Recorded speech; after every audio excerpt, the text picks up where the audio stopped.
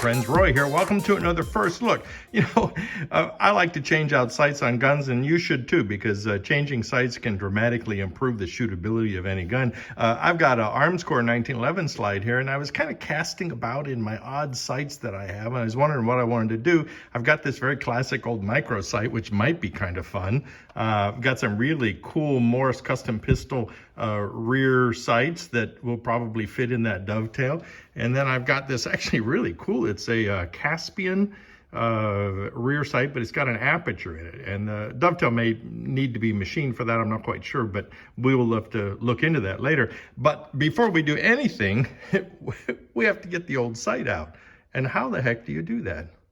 Well, the first step to get that rear sight out is to jump online, find out if the rear sight on your gun is moved right to left or left to right to get it out, because it can matter. Otherwise, you'll pound away and do nothing but frustrate yourself. The first go-to method is usually use a hardwood block as a striking point, or I like to use a brass punch like this. You just put it on like this and then very carefully tap away.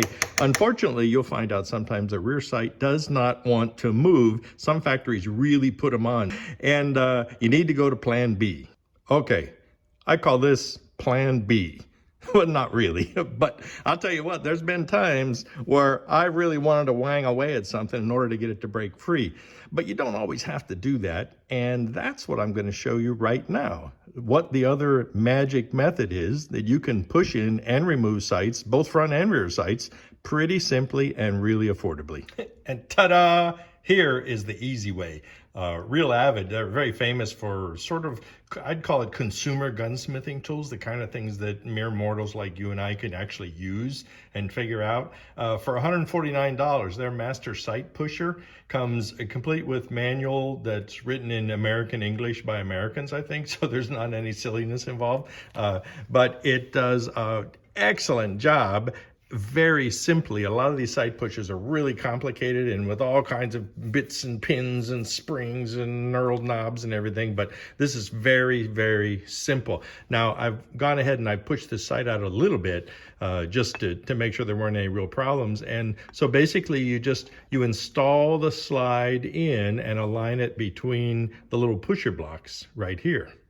Now, once you get the block pushers aligned with the sight, then you just tighten these little plungers down, and then there's another one on the other side here, and that locks everything in. And then it's just simply a matter of turning that big red dial you saw on the side, and it will actually push that sight right out. Well, sometimes it actually takes a little bit of effort to do, but this big handle on the top and kind of pretty big cast frame makes it easy to control what's going on here. And then after a little bit of twisting, the sight comes out just like that. Okay, well, look, keep in mind, same setup, only you turn the dial the other way and you can install a rear sight or a front sight if it's in a dovetail.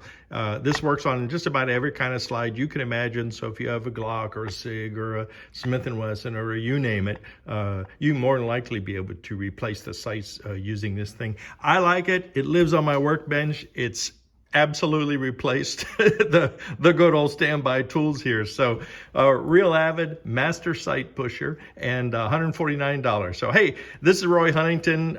Thanks for tuning in for this first look, and until the next time, take a new shooter shooting. Remember the 4 firearm safety rules, and you take care and be safe out there.